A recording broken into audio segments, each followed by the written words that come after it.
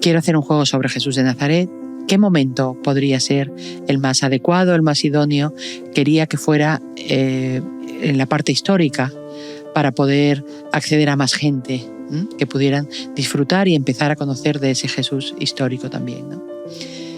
Entonces pensé que desde el Domingo de Ramos, la entrada en Jerusalén, hasta el momento de la muerte, había un momento muy propicio, que es el momento de la última cena. El propio reglamento está completamente trufado de citas bíblicas.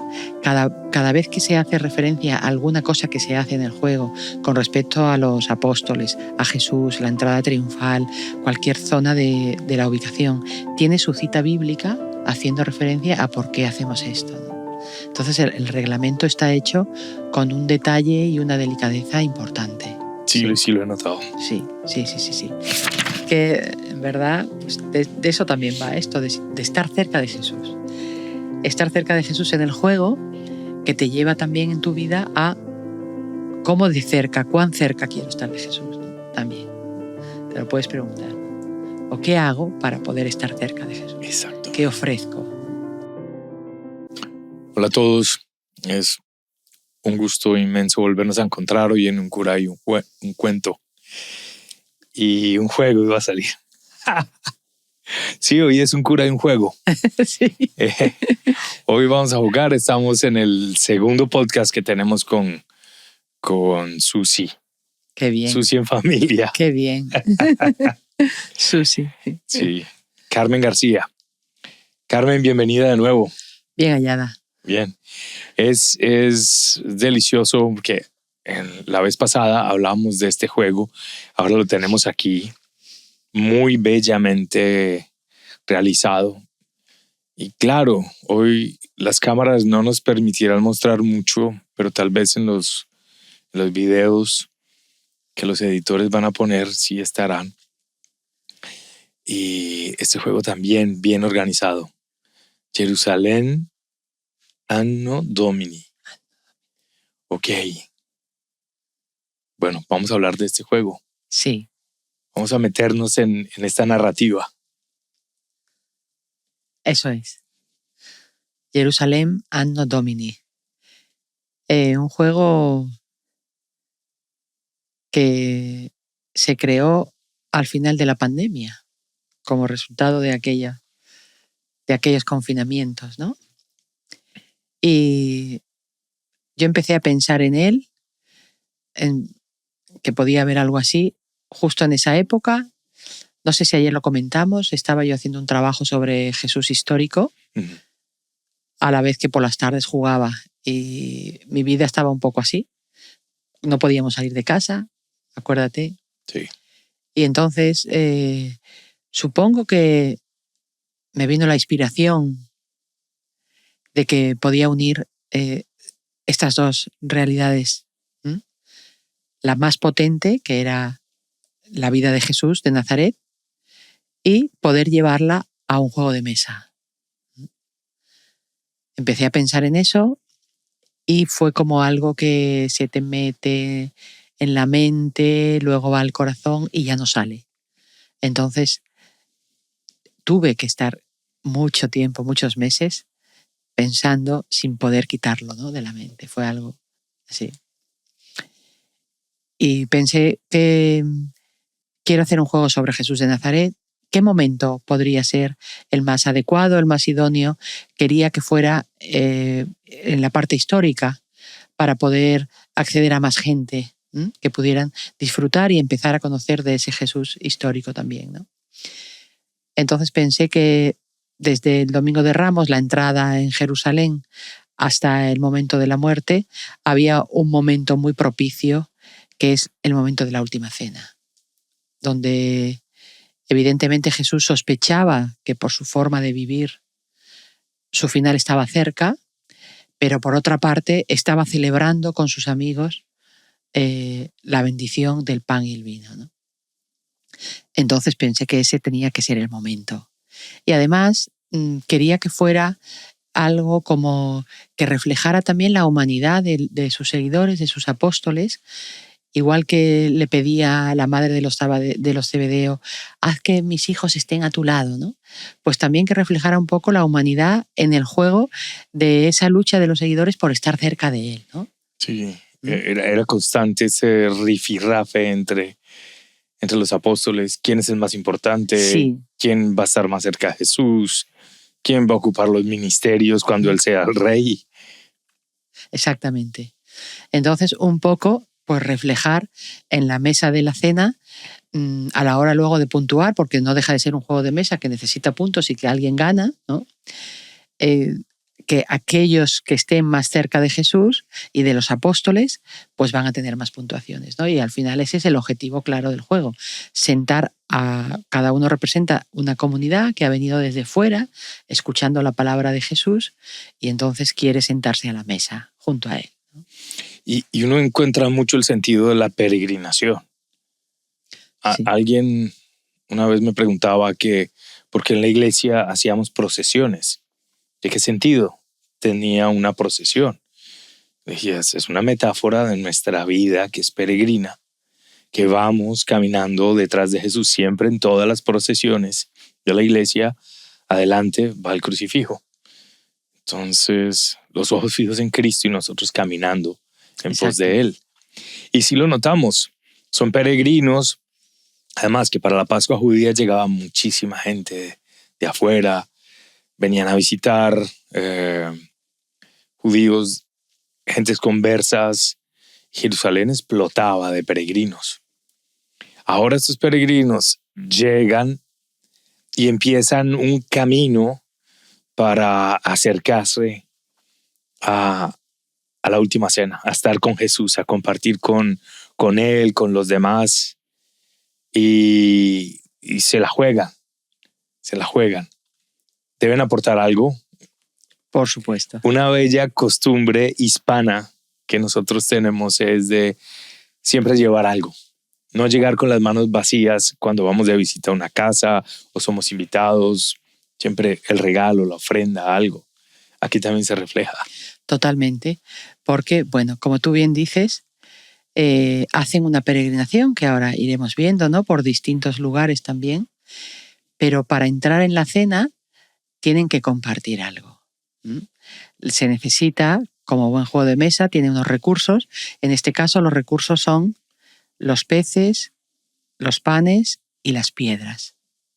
Y está asociado cada uno de estos 3 recursos a 3 ubicaciones importantes que también tienen una función esencial en el juego, que es el desierto, el monte y el lago, ¿no? Y que, por supuesto, pues son lugares teológicos. Sí, son lugares de revelación. Lugares de revelación, claro. Son lugares de nacimiento de experiencias de fe muy fuertes. Sí. Tenemos el monte, por ejemplo, que es el lugar donde Dios se manifiesta, ¿no? Tenemos muchas experiencias en el Evangelio. Sí. Está el monte Sinaí, está el monte Horeb, está el monte de las bienaventuranzas. La transfiguración. Exacto. Tabor. Y el monte de los olivos.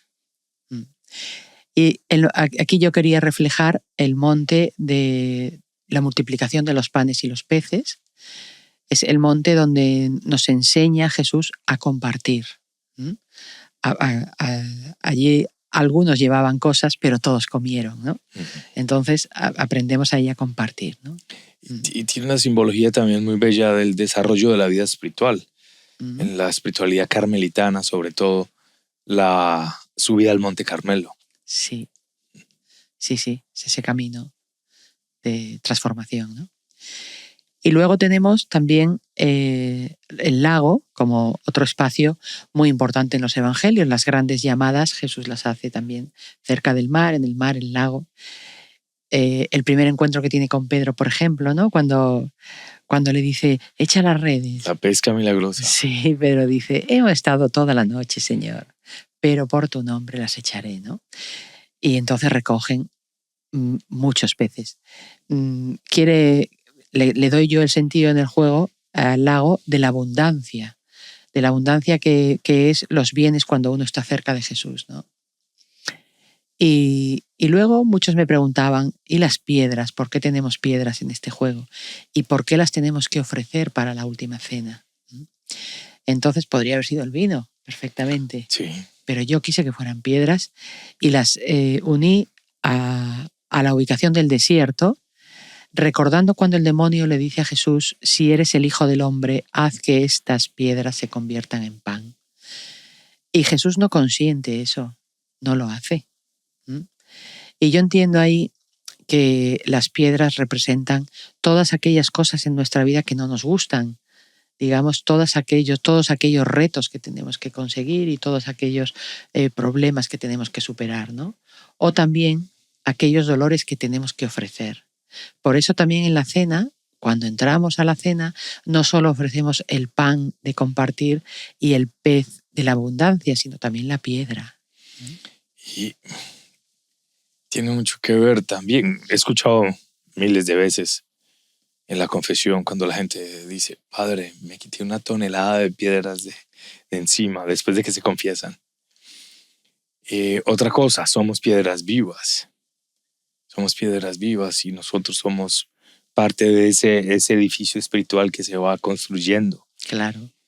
Está bellísimo. También ofrecemos en la Eucaristía el ofertorio, el pan, el vino, el dinero, que es el esfuerzo de nuestro trabajo cotidiano, y ahí está todo representado. Claro. También muchas de esas ofrendas han implicado sacrificios grandes, esfuerzos, trabajos, dificultades, y muy bonita simbología. Sí. Entonces, bueno, pues por ahí viene, ¿no? Y aparte de eso, hay 2 ubicaciones más, que son el mercado y el templo. El mercado lo entiendo como la itinerancia de Jesús, que también forma parte de esa peregrinación que tú hablabas, ¿no? Esos mercados que van en cada aldea Jesús, ¿no? Visitando y va pasando por ellas, ¿no? Y el templo, pues innegable, el espacio del templo. Sí, el templo, el lugar de la presencia. La presencia. El lugar de la presencia, el lugar que Cristo purifica, que purifica el templo. Uh-huh. Es el lugar también de la revelación. Sí, su relación con el Padre también es su relación con el templo. Sí. Uh-huh. Y en el juego es el lugar desde donde nosotros llamamos a los seguidores que están, digamos, pueden estar ociosos o no, pero están. Y los llamamos a estos lugares, a estas ubicaciones, ¿no? Para que estén, sobre todo desierto, monte y lago, que es donde ellos tienen que producir esos recursos, ¿no? Uh-huh. O sea, les llamamos también al trabajo. El que no trabaja, que no coma, dice San Pablo. Sí. Que es la virtud de ganarse la vida. Exactamente. Entonces se hace así un poco esa parte, ¿no? De las ubicaciones. Uh-huh. Sí, lugares teológicos, lugares de acontecimiento bíblico, de pasajes que nos recuerdan esa presencia. Yo pienso que alguien que empieza a jugar, que no tenga experiencia cristiana, indudablemente que esas preguntas van a salir de un momento a otro. Sí. Y van a empezar a buscar las fuentes. Exactamente. ¿Te ha pasado? ¿Te han contado eso? Me ha pasado ahora te voy a contar por qué. Bueno, ya te digo, mira, hay una parte importante que es un track que se recorre, que es el Sanedrín. Sí. Está en la parte allí de la izquierda. Hay que recordar que el Sanedrín era como el consejo que regía el templo, la aplicación de las normas rituales, la vida religiosa y ciertas leyes de convivencia judías. Exactamente. Estaba conformado por los sumos sacerdotes, que eso sí nos suena más, ¿verdad? Porque son los que luego condenan a Jesús a muerte, ¿no? Los fariseos, los saduceos. Exactamente. Sí. Entonces, yo represento el Sanedrín, que va subiendo una ficha que es de la corona de espinas y se va subiendo cada vez que los jugadores juegan una carta que tengan, ¿no? Pero también quiere decir que el Sanedrín al principio no estaba preocupado por nada de lo que Jesús hacía, lo despreciaba en verdad, ¿no? Era un hombre que hablaba de Dios y que decía cosas. a medida que Jesús va teniendo más seguidores y más seguidores y más influencia, entonces el Sanedrín se va airando más y va entendiendo que Jesús puede ser una preocupación para sus propias creencias, para su propia forma de vida, ¿no? Y llega un momento en el que se va subiendo hasta que Jesús es condenado a muerte y ahí la partida acaba, porque la partida de este juego no tiene unas rondas concretas, tiene las rondas que los jugadores quieran. Entonces acaba ahí. Y eso se explica muy bien, ahora veremos en el reglamento, pero ha habido mucha gente que me ha escrito y me ha dicho: Carmen, yo no sabía lo que era el Sanedrín y después de jugar a tu juego he tenido la necesidad de ir a informarme en internet, buscar quién era el Sanedrín, por quién estaba conformado, por qué pasó. O sea que es lo que tú dices, ¿no? Sí. Cómo se va despertando la curiosidad de ciertas cosas, ¿no? En el juego también. La curiosidad mató al gato, pero salvó a los apóstoles. Sí. Juan y Andrés, llenos de curiosidad, van detrás de Jesús. Maestro, ¿dónde vives? Y ahí empieza todo. Claro. Esa curiosidad es muy importante. Lo que hablábamos antes, el uso de la razón también, el por qué. Sí, es verdad. Sí.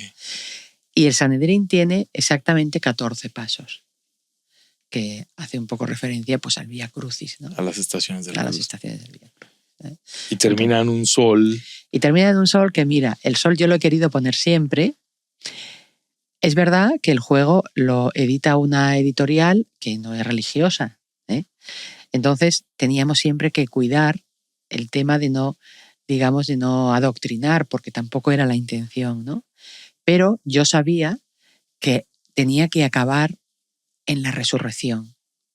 Y entonces estuve pensando qué detalle poner y lo que puse claramente fue ese sol. El sol. Que está bien dibujado. Que es el sol de justicia. Sí. Que está muy claro, es la luz de la resurrección, es Sí. la luz de Cristo, la luz del mundo.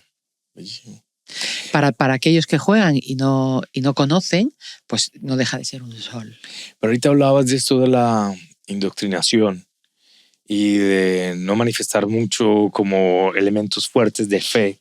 Creo que esto es un problema más de Europa que de América. Sí, sin ninguna duda. Porque en los Estados Unidos, sobre todo por la convivencia de una experiencia de fe muy fuerte, protestante, y el hecho de ser un país abierto al negocio, al capital, a esto, esas dos realidades también alcanzan a juntarse. Entonces vemos muchísimos productos de carácter religioso, sin miedo, sin ninguna vergüenza, y pasa por toda la expresión. Creo que más en Europa es la tendencia de aguarda tu fe, no la dejes ver, esto es más íntimo.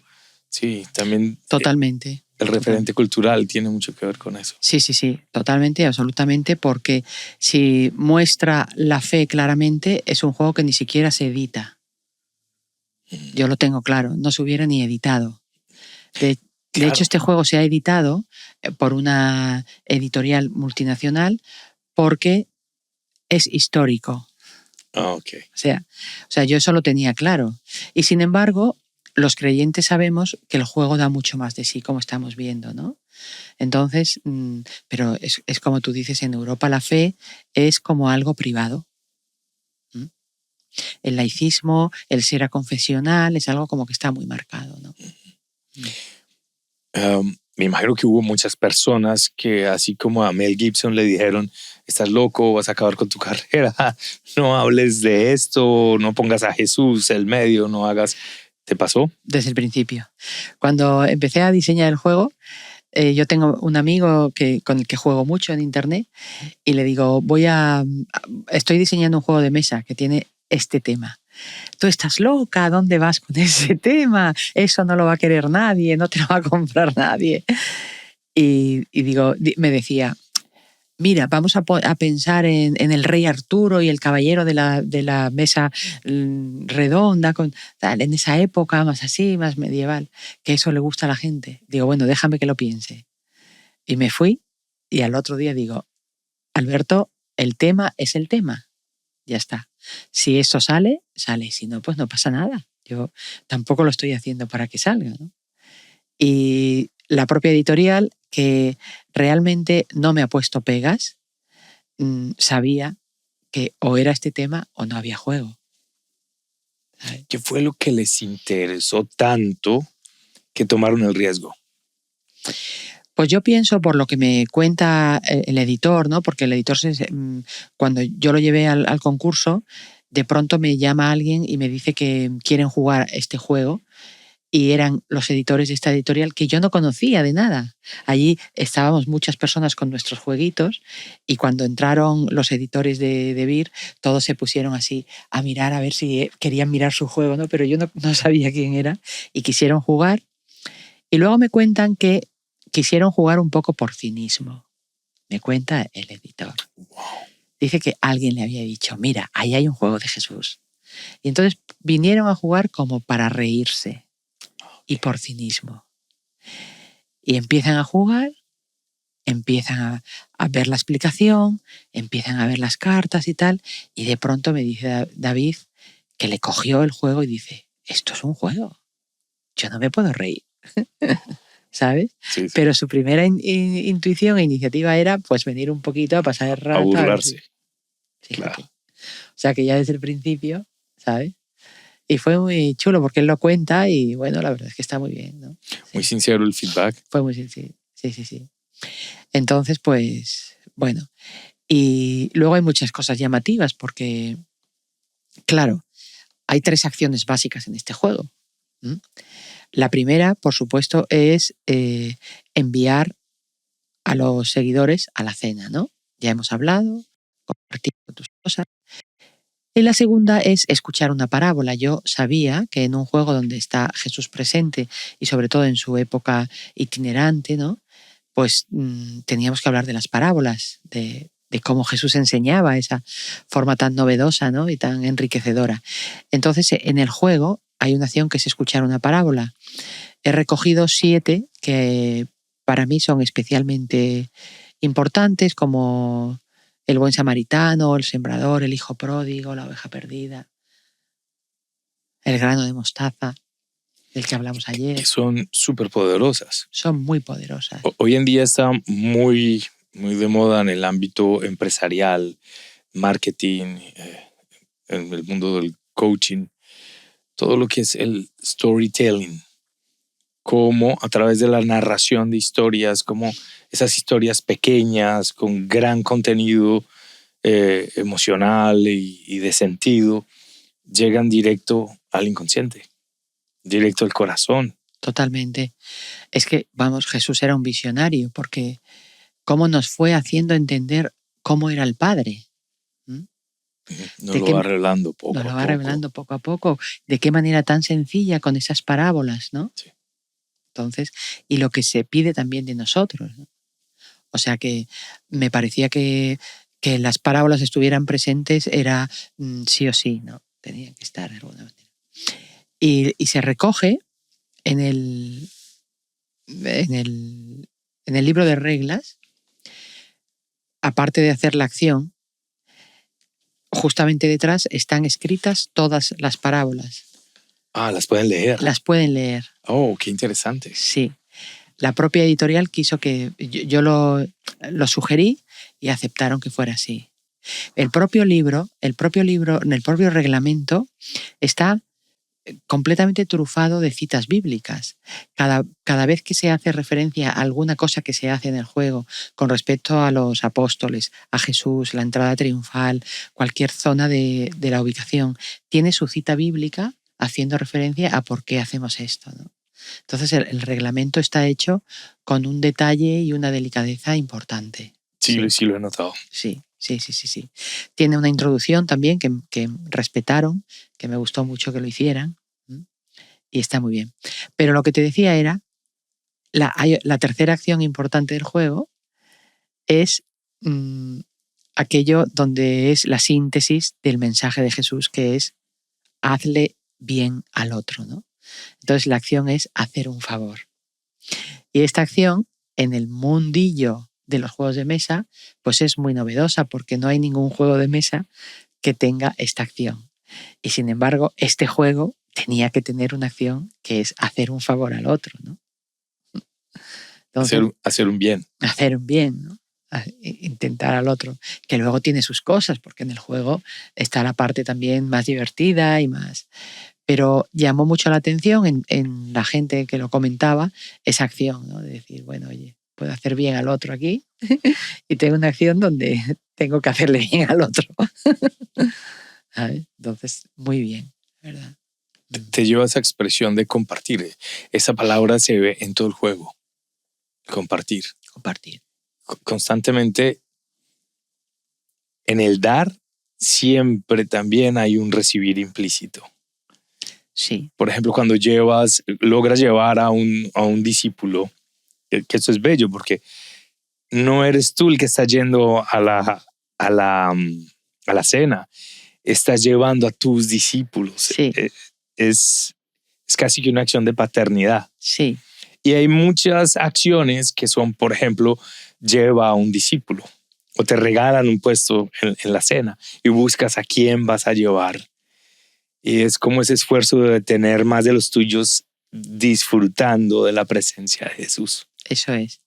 Y eso que tú dices de te regalan, es verdad que hay alguna acción porque puede existir la posibilidad de que alguien no tenga nada para compartir y quiera entrar en la mesa de la cena. También se puede. Uh-huh. Te invitan a esa mesa también, sin tener que presentar nada, ¿no? Si no tienes. ¿Sabes? Es verdad. Llevas a otro y tú lo que quieres es que cuantos más mejor, para que más estén felices, ¿no? Sí. Una de las cosas que más gratifica en un juego es la recompensa que viene dada al esfuerzo. Hay un esfuerzo que me invita a ganar, esa sensación de lo logré, lo estoy haciendo. ¿Cómo se refleja eso en el juego de manera más clara? Sí, bueno, cuando tú vas jugando cartas, hay una cosa en este juego que es que los apóstoles no están sentados en la mesa.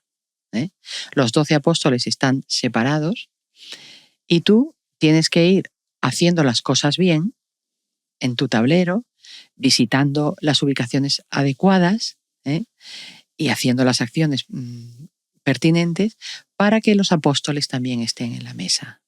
Entonces, cuando tú cumples esa combinación, esa secuencia bien hecha, es cuando puedes sentar a un apóstol en la mesa. Y esa es la forma más gratificante, porque sabes que al final de la partida, o sea, que estás consiguiendo algo que luego te va a dar un beneficio importante al final de la partida, y el hecho de sentar al apóstol también te está dando una bonificación, una gratificación en ese momento, ¿no? Entonces, cuando tú vas sentando a los apóstoles, digamos que es cuando tú te sientes bien. Pero cuando te permite eso, el poder poner algún discípulo donde tú quieras que la mayoría de la gente, por no decir el 100%, lo sienta al lado de Jesús, eso ya la gratificación es doble, ¿no? Sí, es doble. Y es real. Sí. Es real. Y me recuerda mucho de un hecho histórico con el descubrimiento de las catacumbas vaticanas, que descubren una necrópolis. Mm. La colina vaticana estaba a las afueras de la ciudad y allí había un cementerio, había una necrópolis. En el siglo IV, después de la conversión de Constantino y cuando se da el edicto de Milán y que la iglesia sale de la clandestinidad, ya no hay persecución, los sitios de los apóstoles se volvieron muy importantes.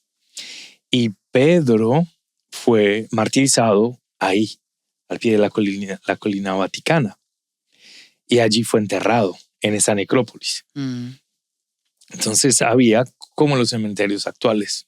Recuerdo mucho el cementerio de la Recoleta, que es uno de los más famosos del mundo ahí en Buenos Aires, donde hay mausoleos bellísimos, elegantes, suntuosos para muchos miembros de la familia. Se visitan, llegan a convertirse en una atracción turística, Sí, ¿no? sí. Pues bien, había ese tipo de mausoleos allí pero también había las tumbas de la gente sencilla. Y así fue la tumba de Pedro, una tumba muy simple, absolutamente sencilla, que la comunidad cristiana empezó a reverenciar, digámoslo así, a tener un respeto muy grande, ¿sí? A tener flores, a tener algo, pero también el gusto de que si alguien de la familia moría, ¿sí? Quería estar enterrado cerca del apóstol, cerca del apóstol. Entonces se puede ver cómo la cultura se va cristianizando, porque luego ya no son las simples tumbas sencillas al lado del apóstol, sino que ya empieza a haber tumbas muy elegantes, complejas, muy costosas, que también querían estar al lado del apóstol. Se ve. Y me recuerda a eso.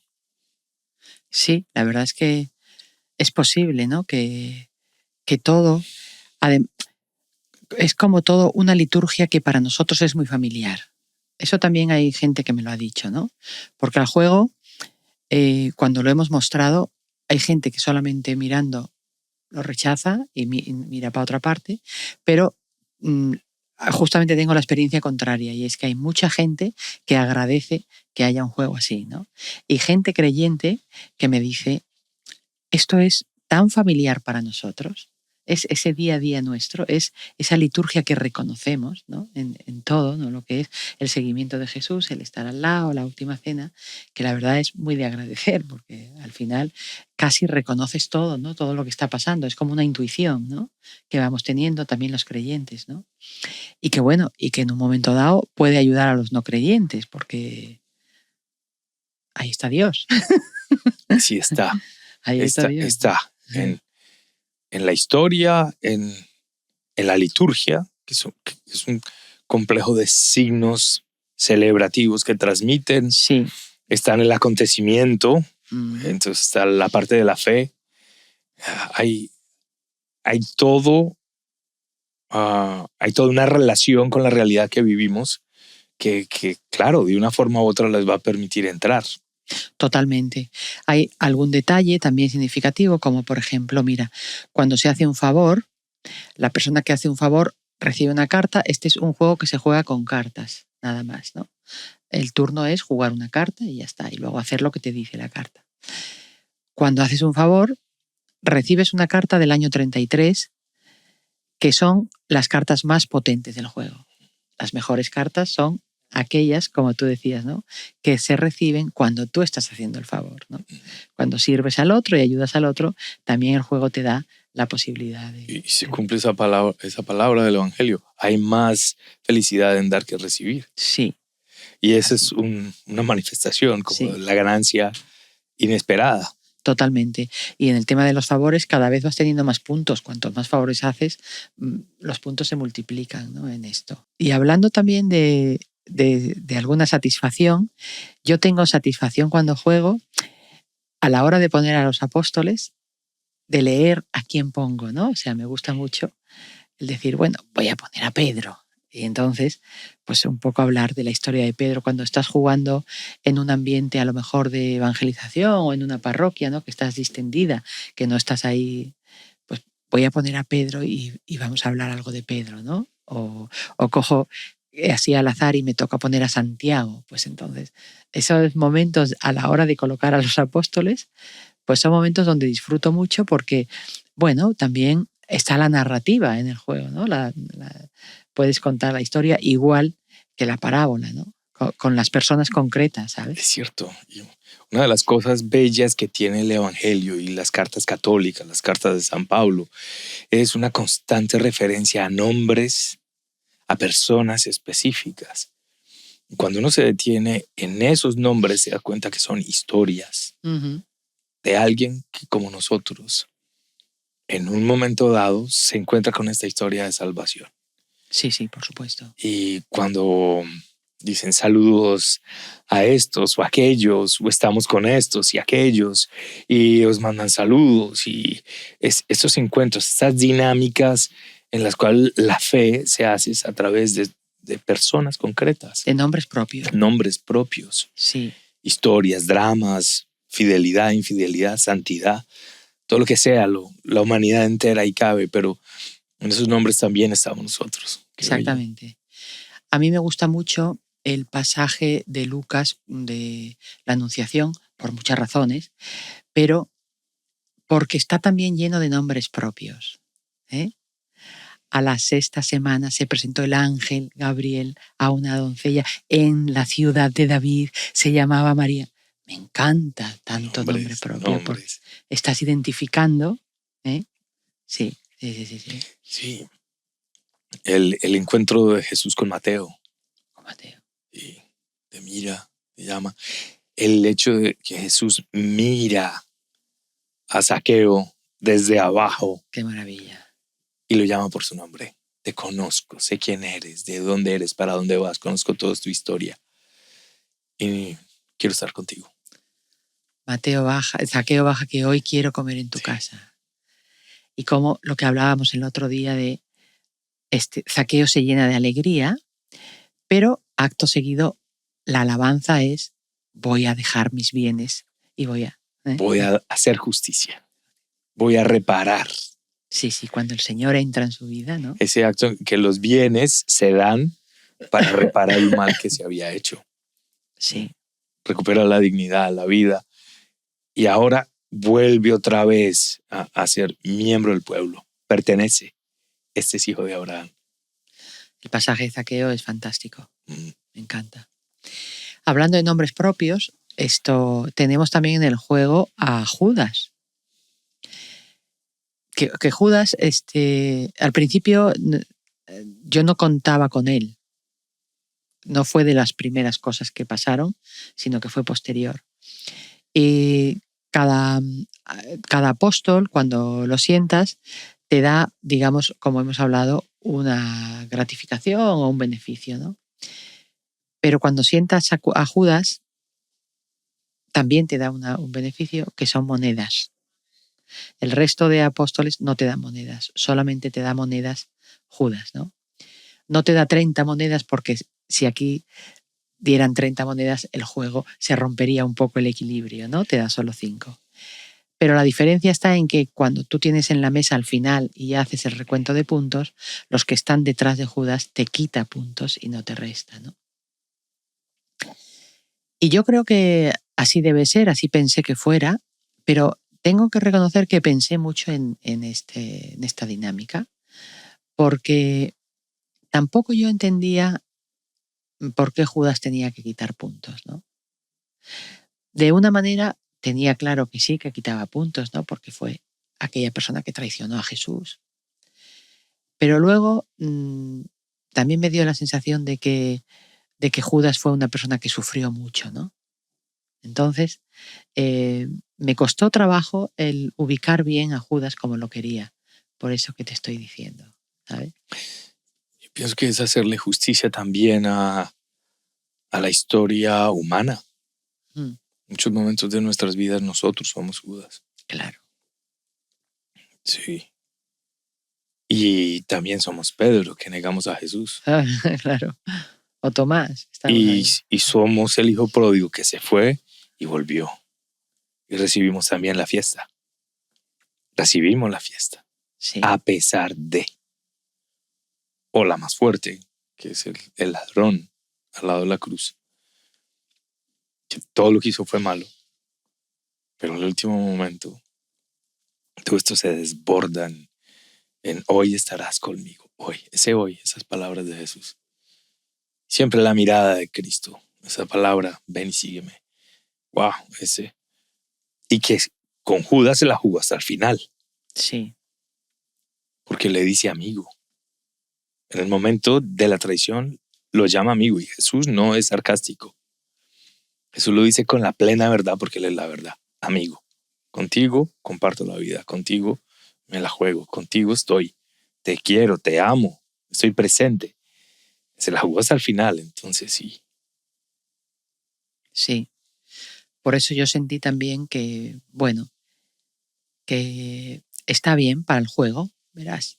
También hay que saber dar la importancia que tiene, ¿no? A un juego. Pero con esa cosa que te cuento, ¿no? Que yo tenía también, ¿sabes? Entonces, bien, muy bien. Y las experiencias que he tenido en torno a este juego es que es como, no sé, es como que el espíritu está ahí. Es como que, Cuéntanos alguna de esas.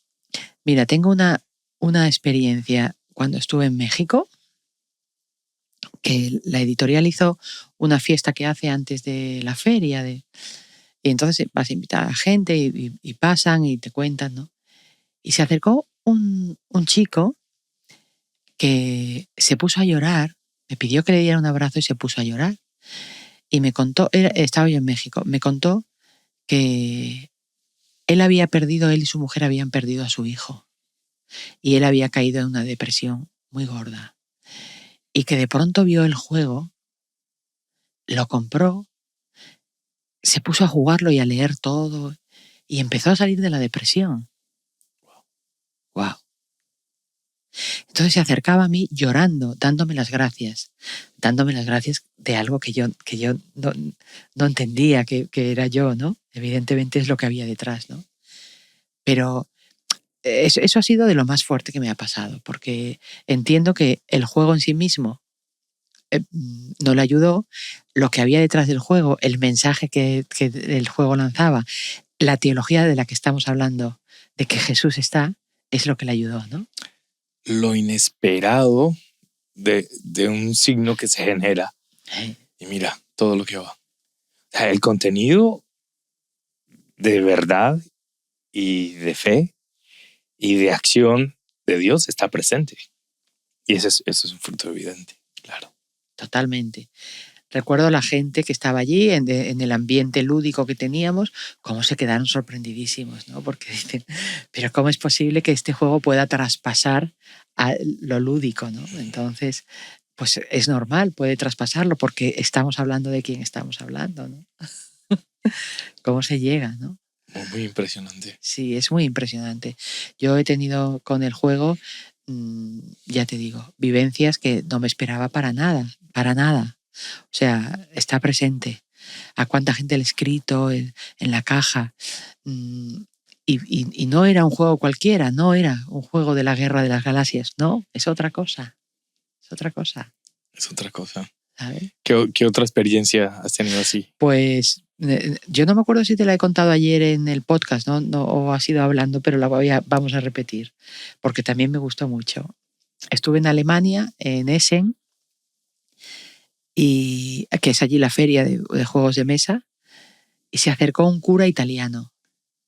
Venía de lejos así, emocionadísimo. Entonces me pidió, por favor, que me cogió las manos y que rezáramos un Padre Nuestro allí, en una feria. Imagínate, una feria comercial, todo lleno de gente, de barullo, y los dos rezando un Padre Nuestro. Luego me abrazó fuerte, ¿sabes? Entonces, dándome las gracias. Tengo muchas, no te sé decir, muchos mensajes, porque esto es gente que se acercaba a mí, pero en la página web donde está la BGG, que me han escrito canadienses, chinos, ingleses, alemanes, de todos los países, mensajes de agradecimiento por, por, por, por, por manifestar, por sacar a luz algo que era tan necesario, ¿no? Que era simple, no había ningún juego de mesa con una temática de este estilo. Fíjate tú. Parece como que es inaudito, ¿no? Pues no había ninguno, ¿sabes? Entonces, es por la valentía que había tenido, porque... Y he de reconocer que no tengo ni un mensaje, ni uno, padre, negativo. Es raro, porque podía alguien escribirme cómo ha sido capaz de... Excelente. Una de las luces que yo tuve para entender mejor el juego fue hace unas cuantas semanas para la celebración de la misa crismal. La misa crismal es una celebración muy diocesana, muy del clero con el pueblo, o sea, la cabeza del obispo. El obispo es sucesor de los apóstoles. Entonces él está en su catedral, donde está su sede de sucesor de los apóstoles, con todos los sacerdotes que son como los discípulos, digamos, con una responsabilidad que él otorga. en el pastoreo, pero también está toda la iglesia local representada. Está toda la iglesia local representada. Y es muy lindo. La liturgia es lo más bello, lo más preparado, la música, todo está a punto, todo es ordenado, hermoso. Sí, ese rito que... Hay muchas flores, hay mucho incienso, hay perfumes de los aceites. Es una experiencia muy linda. Hay mucha fe, mucha alegría. Y mucha esperanza, porque los óleos se bendicen para llevar bendición, para llevar sanación, para consagrar a Dios, sí, y para liberar a los catecúmenos. Es muy bello. Y en la medida que íbamos entrando los sacerdotes, hacemos la reverencia al altar, la venia al altar, y nos vamos ubicando en nuestros puestos. Y coincide mucho que la distribución de nuestra catedral se parece mucho a la del juego, como está. Entonces, claro, está el obispo celebrando, presidiendo en el altar, y detrás de él justo estaban, digamos, los sacerdotes que tienen mayor responsabilidad en la diócesis. Los miembros de los consejos presbiteral, los rectores, los vicarios zonales, y ahí los que tenían menos responsabilidades, sí, ya. Bueno, yo estaba en el último porque no tengo tanta responsabilidad. No, bien atrás, al lado del cuadro de la Virgen. Pero empecé a ver toda esta proxémica, lo que significaba el hecho de estar más cerca, los puestos, digámoslo así, de poder, que son más bien de servicio, pero de responsabilidad. La gente, sí, me daba mucha luz sobre el juego. Qué bueno. Claro, sí, situarse en un sitio, en otro, la cabeza. Es que, en verdad, pues de eso también va esto, de estar cerca de Jesús. Estar cerca de Jesús en el juego, que te lleva también en tu vida a cómo de cerca, cuán cerca quiero estar de Jesús, ¿no? También, ¿no? Te lo puedes preguntar, ¿no? ¿O qué hago para poder estar cerca de Jesús? Exacto. ¿Qué ofrezco? ¿No? Sí. ¿Y de dónde salgo? ¿No? Hay una parte en el tablero del jugador, que es donde es el asentamiento de los seguidores, y también ahí ponemos los recursos. Y es una parte que es limitada, no es ilimitado, sino que los recursos que tenemos, como en este mundo, se acaban. No podemos malgastarlos, ¿no? Entonces también recoge eso en la parte esa. Y no deja de ser también un reflejo de lo que vivimos, ¿no? Cómo podemos administrar bien todo, tanto los recursos como las personas, sobre todo, ¿no? Entonces, bueno, en verdad todo, verás, yo ahora pienso que todo esto que diseñé lo pensé en un momento, pero ahora que pienso como más detalle de todo, creo que hay cosas que surgieron espontáneamente sin que pasaran por mi mente. No sé lo que quiero, si me entiendes. Sí. O sea, no hubo una plena conciencia o claridad de lo que estaba sucediendo. Eso es. Pero claro, sale de tu corazón, sale de tu teología, sale de tu fe, sale de tu vivencia. Esto refleja completamente tu experiencia de encuentro con Cristo. Es como que hay cosas que sí, tenía claras por qué, y hay otras cosas que yo misma he descubierto después de que han pasado. Pero sí, puede ser lo que tú dices, que será reflejo de lo que hay dentro. A lo mejor. Claro, de lo que abunda el corazón habla la boca. Sí, pero es llamativo, ¿no? Que el propio juego tenga como un poco de vida propia también para mí mismo. Y la tiene. Ayer tuvimos la experiencia de juego en la parroquia. Sí. Porque quisimos que este juego se volviera como una manera de permitirle a la gente encontrarse en un ámbito nuevo, lúdico, de distensión, amistad. Permite a los miembros de la parroquia conocerse. Sobre todo aquí que tenemos una parroquia multicultural. Sí. Tenemos más de 25 nacionalidades, etnias reflejadas, lenguajes. Y tenemos que buscar que esta gente se conozca y conociéndose se hagan amigos. Entonces pensamos que el juego va a ser esto que va a permitir este encuentro de la comunidad. Sí, la experiencia de ayer fue buenísima. porque la gente además estaba interesada y fascinada a la vez, ¿no? Porque, bueno, es verdad que evangelizar a través de un juego pues es novedoso, ¿no? Entonces estaban atentos dentro de el estar atento porque el propio juego tiene una dinámica que al principio cuesta hasta que sabes cómo es, ¿no? Pero bueno, luego enseguida, ¿no? Pero se ve que sirve justamente eso para poder plasmarlo, poder compartir con los demás. Como tú dices, tantas veces sale la palabra compartir, una más, ¿no? Poder compartir con los demás el conocimiento profundo y que te pueda llegar, ¿no? Y de cosas que decían ayer, porque ayer alguien decía, ¿pero cómo es la moneda?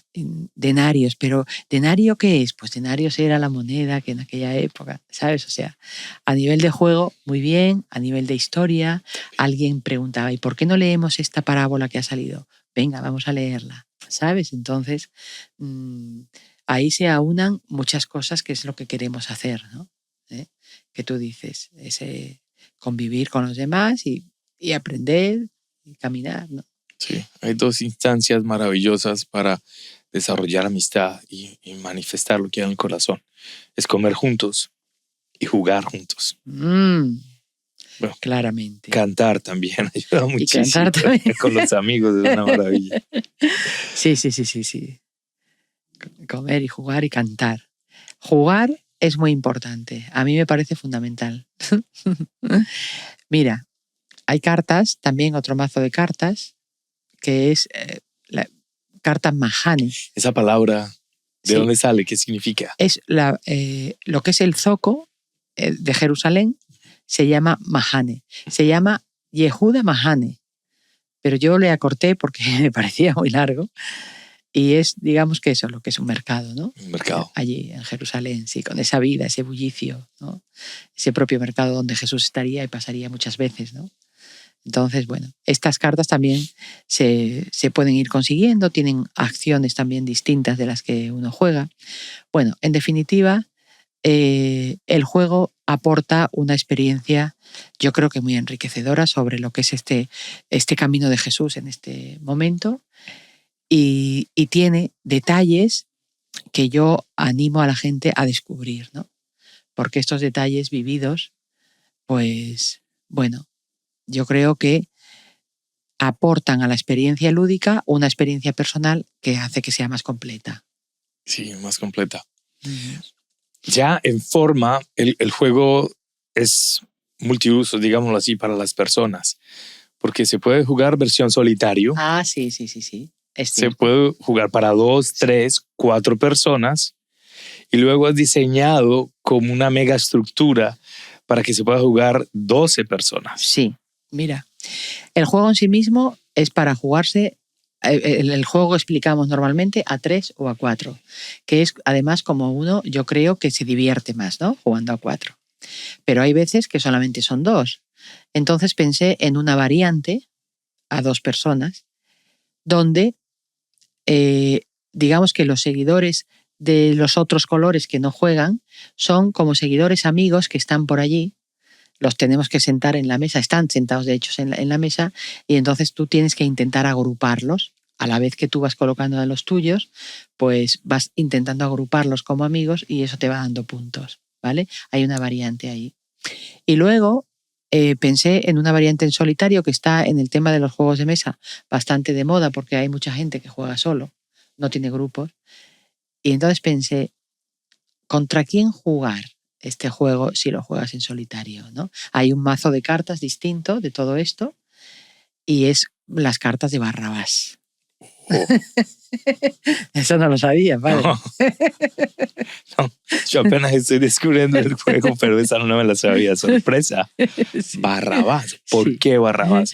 Bueno, porque fue una figura que se salvó en lugar de Jesús y digamos que es ahí, bueno, pues contra el que tú compites cuando juegas solo, ¿no? Entonces ahí vas haciendo una campaña, nuestro amigo Juancho, bueno, su amigo Juancho, y nuestro amigo común. Tiene la campaña ya terminada, ¿no? Se va haciendo como más difícil cada vez y es básicamente conseguir lo mismo, pero juegas contra otro que es Barrabás, que levanta su carta y él hace otras cosas, ¿no? Y tú vas haciendo las tuyas.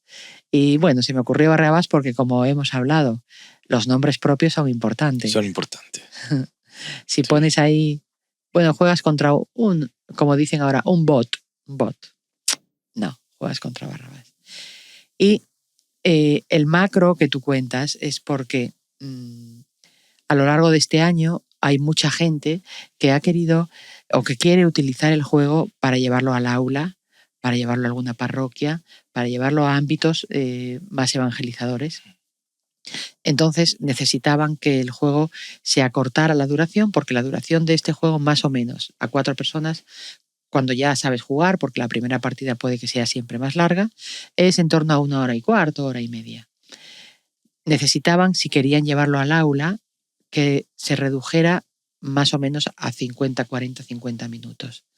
Entonces he hecho una versión donde juegan 12 personas. 12. Son 4 equipos de 3 personas. Y utilizando únicamente el mismo material que tenemos, no hay que utilizar nada más, pues se va consiguiendo acortarlo con una serie de acciones más rápidas, ¿verdad? Y que digamos, se complique menos. Se ha reducido un poco la complicación, la dificultad. Sí. ¿Vale? Pues para poder ser jugado por alumnos de 13, 14 años o por niños de catequesis, ¿sabes? Y en eso estamos ahora. Qué bien. Estamos en eso. La versión digital, ¿se puede jugar online? ¿Se puede jugar con otros? Ahora mismo no. Yo creo que no. Eso todo depende de, bueno, lo que le he contado de los 12 no es algo que la editorial, o sea, es algo que estoy haciendo yo por mi cuenta, porque me lo piden en muchos sitios, ¿no? La versión digital ya depende de la editorial. Yo tú sabes que los autores estamos en manos de la editorial. Yo no puedo ni vender mi juego, básicamente, ¿sabes?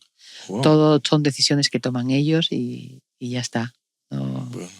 Que creo que la están tomando, creo que sí, porque he visto algunas ediciones digitales de otros juegos ya de esta editorial, de Devir. Lo estoy viendo en algunas páginas, o sea que a lo mejor Jerusalén pronto podrá ser. Y en el futuro habrá más juegos con la vida de santos, las jornadas de Pablo. Bueno, todo el Evangelio es una aventura impresionante. Totalmente, habrá más juegos. Habrá más juegos porque hay personajes, imagínate. A mí me atrae mucho la vida de María Magdalena. Y ando pensando ahí alguna cosa, vamos a ver. Wow. Vamos a ver si... Y uno piensa inmediatamente en la lista de sus santos favoritos. Sí, es que aparte del Evangelio, pues imagínate poder hacer un juego de San Francisco, de Santa Teresa. San Ignacio Loyola, San Ignacio. La Batalla. Sí. Claro, todo esto. Es que hay un campo enorme, ¿no? Para bellísimo. hacer esto. Sí. Bellísimo. Después de esta experiencia que has vivido con nosotros, ¿cuál es tu satisfacción más grande? ¿Te refieres aquí a Dallas? Sí. Vale.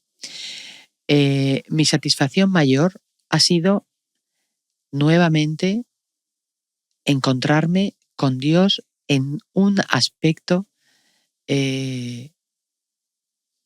o sea, ¿tú te acuerdas que en el podcast que hemos grabado alguna vez, vamos a decir alguna vez. Contémosle. Contémoslo. El primer podcast que grabamos, que para mí fue, la verdad, históricamente, dentro de esta experiencia de podcast que ha sido maravillosa, fue uno de los más impactantes que tuvimos. Sí. Y wow, tuvimos un error técnico. A la final no quedó grabado. Sí. Con lo cual, ahora mismo ya no sabemos cuántas cosas hemos hablado en una cosa, en el repetido, sí. En estamos hablando mucho. Bueno, a lo que voy es que en aquel primero yo te hablé muchas veces y te digo, Dios mío, perdóname por las dudas que hay en mí. Y te hablaba de cuál era mi mayor vulnerabilidad. La razón.